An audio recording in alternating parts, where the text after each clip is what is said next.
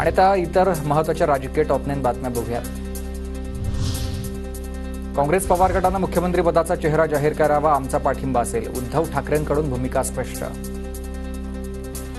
काँग्रेसने आज नाव जाहीर करावं किंवा राष्ट्रवादीने करावं, काँग्रेस आणि राष्ट्रवादीने एकमत बघावं। मी त्यांच्यापैकी कोणी नाव जाहीर केलं तरी माझा आत्ता पाठिंबा तुमच्या सगळ्यांच्या साक्षीने देतो। चला होऊन दे। आम्ही मुख्यमंत्री पदाचे शर्यतीत नाही हे पवारांनी आधीच स्पष्ट केलंय। सत्ता परिवर्तनासाठी आम्ही महाविकास आघाडी म्हणून एकत्र लढतोय। मुख्यमंत्री पदाच्या चेहऱ्याबाबत सुप्रिया सुळेंचं वक्तव्य। मी नाही म्हणत आहे, शरद पवार म्हणतात कधीपासून। हे बघा, जर तर आता पाऊस पडला, वीज पडली तर काय करणार? Hypothetical question. राज्याचं नेतृत्व कोण करेल हा संभ्रम लोकांमध्ये नकोय। खांद्यावर कुणाचं मुडकं दिसेल हे पाहिजे। धड घेऊन लोकांमध्ये कसं जायचं? महाविकास आघाडीतील मुख्यमंत्री पदाच्या चेहऱ्यावरून संजय राऊतांचं वक्तव्य आहे। मनात संभ्रम नको की या राज्याचं नेतृत्व कोण करेल भविष्यात। खांद्यावरती कोणाचं मुडकं आहे ते लोकांना दिसलं पाहिजे ना। नुसतं धड घेऊन काय चालणार, जाणार पुढे समाजामध्ये लोकांमध्ये। ठाकरेंना मुख्यमंत्री करण्यास भाजप तयार होतं, पण ठाकरेंनी फोन घेतले नाही।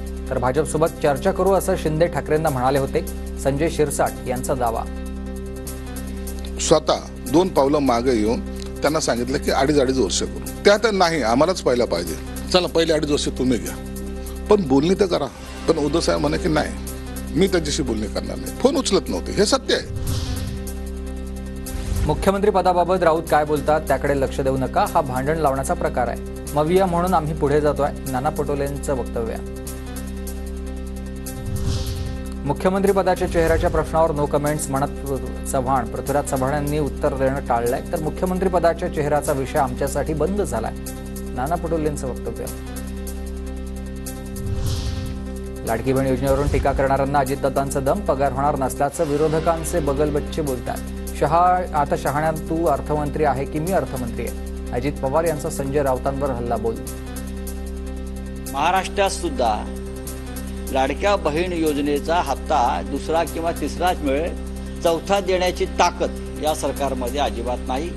तिजोरीत पैसे नाहीत। आता ते सांगताय काही त्यांचे बगलबच्चे, अरे आता पगारच होणार नाही, अरे आता यांच्याकडे पैसे शिल्लक राहिले। हे शाण्या सांगणाऱ्या, तू अर्थमंत्री आहे का मी अर्थमंत्री आहे? तिजोरी तुझ्या हातात आहे का माझ्या हातात आहे?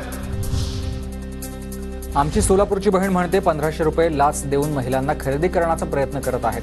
पण ब्रह्मदेव खाली आला तरी बहिणींचं प्रेम विकत घेता येत नाही। सोन्याचा चमचा तोंडात घेऊन जन्माला आलेल्या बहिणीला तुमचं दुःख काय समजणार? देवेंद्र फडणवीसांची नाव न घेता प्रणिता शिंदेंवर टीका। 1500 रुपये देता ही लाच आहे।